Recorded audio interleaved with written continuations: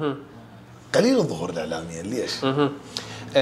مبدئيا انا كل الناس اللي ما تعرفني، اللي ما تعرف استاذ ساجد، اللي ما قريبه على الجو الخاص بي، من يشوفون اسم ساجد العقيلي شايب 80 سنه 70 سنه كبير. اي هاي مثل سالفتي علي السوداني. علي السوداني. لا انا اسمي تعال ساجد العقيلي وبطابع التربيه الاسلاميه. صحيح.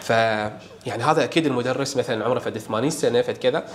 سبب عدم ظهوري طبعا سببين. السبب الاول انا اعتبر الغموض جزء من اجزاء النجاح، انه اليوم من يكون اكو فد شيء مضموم الناس كل ما تعرف عنه كل شيء، راح تبقى تبحث، راح تبقى صح. انه تريد تعرف شنو هذا المدرس، شنو تفاصيله، شنو كذا. فانا اعتمدت هاي القاعده، من حسيت انه خلاص الناس يا ساجد قامت تعرفك، لازم تطلع لهم، لازم تحكي وياهم. صارت. واذا تتذكر اول مره التقيت بيك اني بمحد، اي بمحد. انت يعني بوقتها ما انسى يعني رده فعلك شلون كانت، استاذ ساجد العقيلي انا ما شافك نهائيا. يعني انا كنت مثل الطلاب نعرف اكو مدرس للاسلاميه اسمه ساجد العقيلي، بس وينه؟